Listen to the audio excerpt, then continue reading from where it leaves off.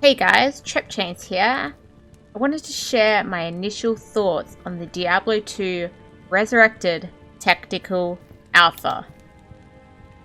Look, we got Cairn back! Greetings. Have I told you about the Horadrim? They were an ancient confederation of mage clans who sought to bind the three prime evils for eternity.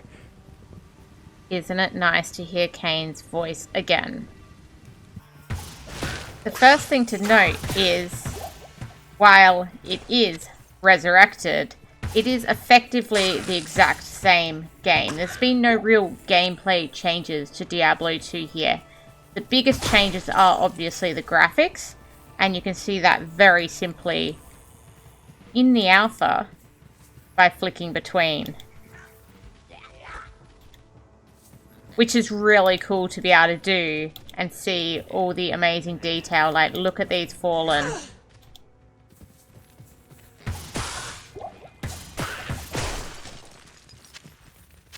The other changes are a bit more minor. You can see here I've got my map up in the top right of my screen. You can actually select where you want your map. So you can have the main overlay as people are used to from Diablo 2. So you can see this here in the gameplay options as full screen. So we can select that there, return, and you can see there the more typical map like you would be used to from the original Diablo 2. Or you can select to have a mini-map. Again, mini-map, and if you have the mini-map, the right or the left. You can see here, flicking it to the left. So that's one of the I guess, quality of life changes here, is that you can pick what you want as your map. I personally prefer the mini-map on the right, so that's what I'm going to go with. There's two other significant quality of life changes, one being gold.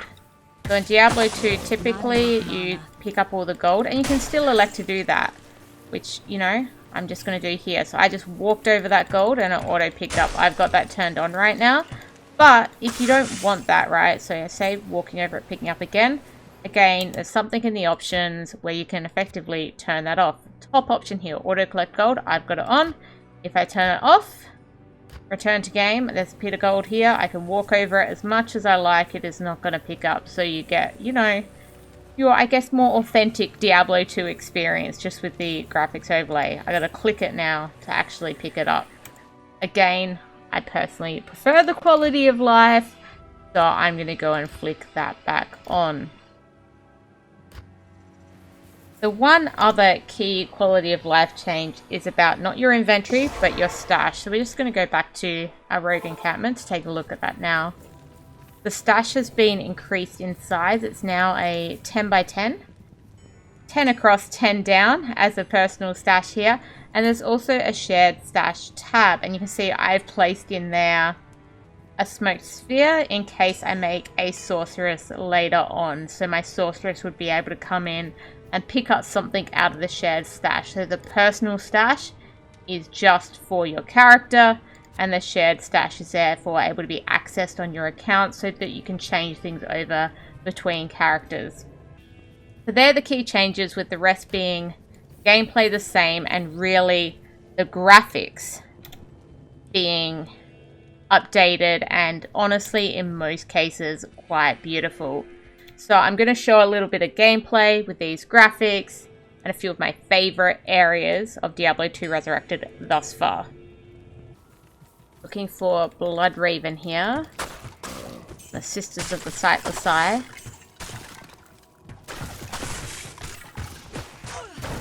There she is. She's up here. Raising the zombies here. I feel they've captured her essence as a corrupt rogue very well. If she'd come out from behind that tree, it would be awesome. Here she comes. Here she comes. Blood Raven.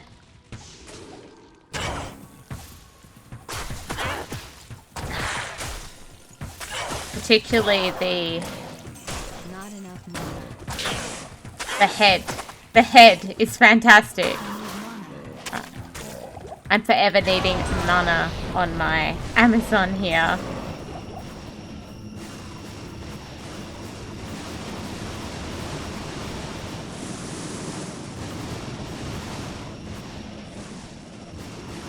There we go. Blood Raven down. Want to take a look at the Cairn stones here and how fantastic they look.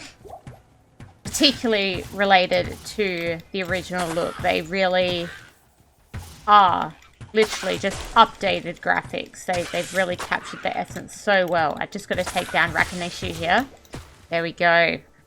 So taking a look here with our Cairn stones. Aren't they beautiful?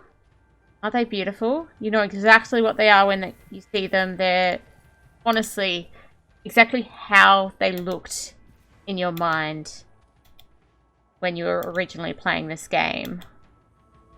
So beautiful. While we're here, I do want to go check out Griswold specifically. He's someone who probably isn't exactly how I remember or how he looked in my mind. So when we come up to here, he just doesn't seem beefy enough, to be honest. He'll be around here somewhere. There he is. He's up there. And he was just bigger and beefier relatively in my mind. So I'm going to have a look at that now once I've killed a few things first. I feel like they could make Griswold up there a bit bigger and beefier. I don't want to kill him just yet. I want to show the comparison. I'm just trying to kill the stuff around him if I can without hurting Griswold too much. Hey, don't you hurt him. Don't you hurt him. Okay, so here's Griswold, right? And here's Griswold. See how he just looks beefier? I feel like they could make Griswold beefier, bigger, musclier. Like, he looks like... He looked more daunting previously to me than he does now. So he's one that I would say, hey, at the same time, can we make Griswold a bit beefier? I think Griswold needs to be beefier. Not enough mana. There we go. Goodbye, Griswold. So while I'm being slightly critical here, and I think it needs to be kept in mind that what I'm about to say is my key graphical concern since playing this game. So keeping that in mind, it is a relatively small concern. I feel like, particularly around Shamans early on, that I was too big, right? I felt, relative to something like the Shamans, I felt too tall. And I'm trying to show this here. Trying. Without dying. Preferably without dying. And preferably without my follower killing all the Shamans. Okay? Oh, she's killing the Shamans. So, I feel too tall. And it's a bit of a feeling, and there's been a bit of debate about whether that's technically real or not. But I think the other thing worth noting here, standing here, let's just stand next to this thing, is that we're also slightly positioned differently, which may be contributing to this, right? So my feet are in a different position in the two things, like if you compare it to my mouse there, and therefore if you look at the head, it's also in a slightly different position. So it's like maybe it's just the positioning. But at the end of the day, it's not just positioning. The Amazon is slightly taller. And why that gives me a weird feeling is because tallness is often like considered to do with like powerful, right? You feel more powerful if you're bigger in a game relative to the monsters. So that's my key criticism of that. And I did just want to show that because there was a bit of debate about whether she actually was taller when I was streaming this, but she is. Now, how am I so sure that the Amazon is actually taller as well as being offset? I took a couple of screenshots with the different graphics changed. So you can see here these being placed next to each other with the Diablo 2 Resurrected graphics here on the right and the Diablo 2 original graphics on the left. I then placed a little blue box around them with The top of the box being at the resurrected Amazon's head, and the bottom of the box being the original Amazon's feet. I did a little green bar here. You can see here from the bottom of the box to get the foot offset of the resurrected, which you can see here. And then I copied and pasted that exact same green bar over and placed it on top of the original Amazon's head. And effectively you can see there's a gap. So that gap means that my resurrected Amazon is taller than my original Amazon, as well as being offset. And that combination of differences between both the height being a little bit different, the Amazon in Resurrected actually being a bit taller, plus the offset gives that bit of a different feel, like it does have a bit of a different stature and hence feels, you know, magically, in imagination, more powerful. And I kind of hope that they will adjust that character model and make it like that same height, and preferably at the same offset compared to exactly where you're standing. Anyways, that's my key criticism, and noting that that is obviously a very small, very picky criticism, let's go show some of the awesome areas of this game again. So the Tree of Inifuss here is another area where I feel the Vicarious Visions team have done a fantastic job. It practically looks identical to the original tree here. Such a brilliant job of recapturing Diablo 2 at higher definition.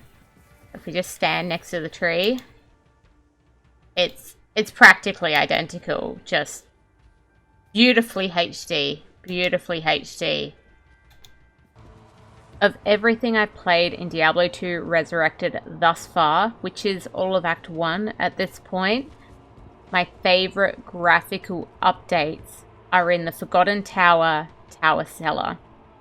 This area has been made absolutely amazingly with the extra darkness, the extra atmosphere of all the fire, plus the blood, just makes this area honestly outstanding visually, really capturing the atmosphere of what was in my mind originally, and you look at it now, it's just basically a masterpiece.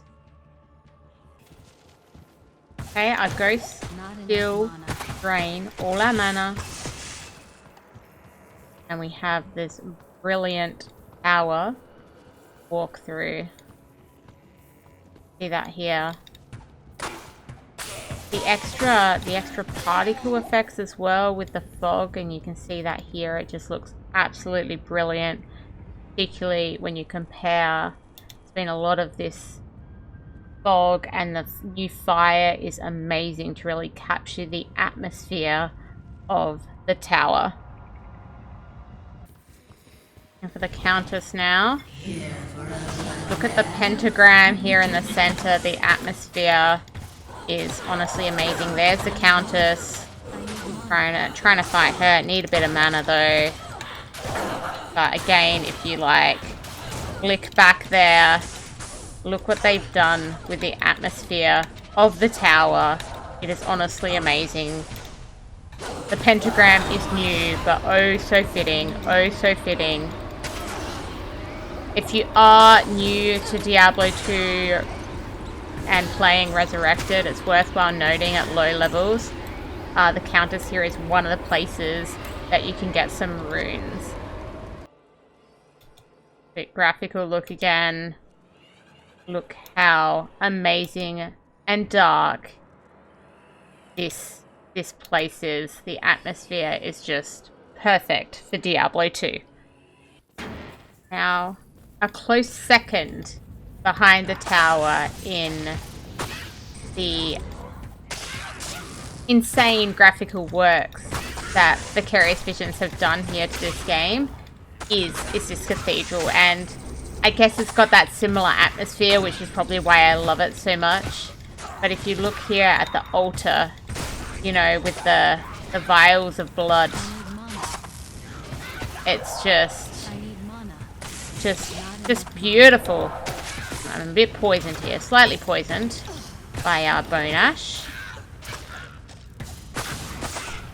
We'll have a look at this. Whoa, I actually need to heal. That would be a really good idea. Need to heal before bone ash wrecks me here. I need mana. There we go. Nearly. I'm still poisoned though. Gonna have to watch my health as we do this. Cool. Okay. Let's just take another potion. Oh, we still got some guys going around, but you look at this altar in the cathedral. Oh, there's still a shaman back there causing me issues.